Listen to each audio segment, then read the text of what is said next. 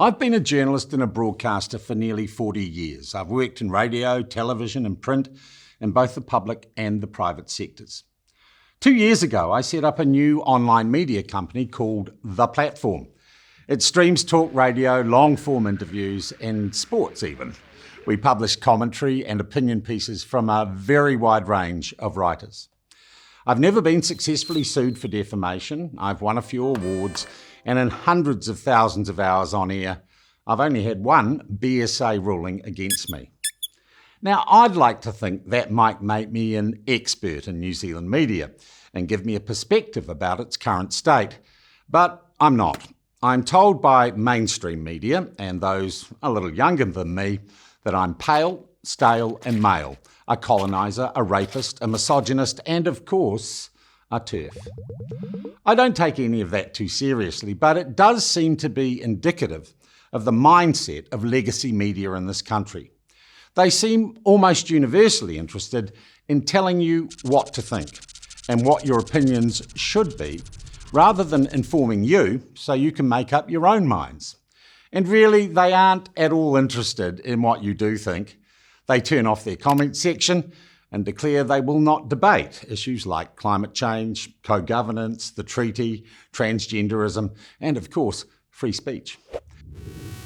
The ironically, or perhaps appropriately named Disinformation Project, trot out dubious studies claiming cataclysmic levels of racism, violence and discord in our society, and then demand that we restrict our democratic freedoms and abandon free speech to correct our misdeeds. It is, of course, all rubbish, but it creates a climate of fear, where rational, open debate is abandoned in favour of a craven conformity with identity politics and the agenda of cry-bully extremists who claim they will be injured if anyone dares to disagree with them.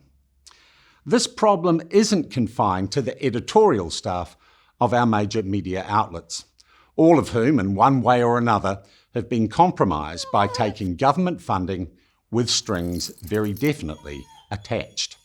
The same attitude is prevalent in major New Zealand businesses who provide money for the advertising that funds the media and the ad agencies that create and place those ads. The end result is that we're fast losing faith in our fourth estate.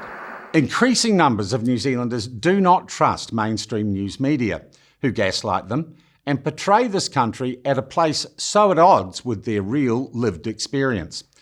We're not a nation divided by race. We do not in any legislative way discriminate against any minority. We are open, friendly, tolerant, innovative and practical. And like most, we know bullshit when we see and smell it. It is important that we return to having a functional, uncorrupted news media. That's vital in a functional, open democracy. How do we do it? Well, we say no to those who would brainwash us. We don't read, turn on or tune in to those who would manipulate us in pursuit of their woke agenda. And we tell them no more. It means each of us as individuals must make choices and search for outlets and journalists who haven't fallen down the propaganda rabbit hole. Praise those who write objectively, report truthfully, and stretch your horizons. Ignore those who lecture you, are biased and unfair, or engage in character assassination. Be wary of those who constantly reinforce your prejudices too, or feed you precisely what you want in their information echo chambers. There are plenty of news media organisations being set up, often by people like me with old media experience.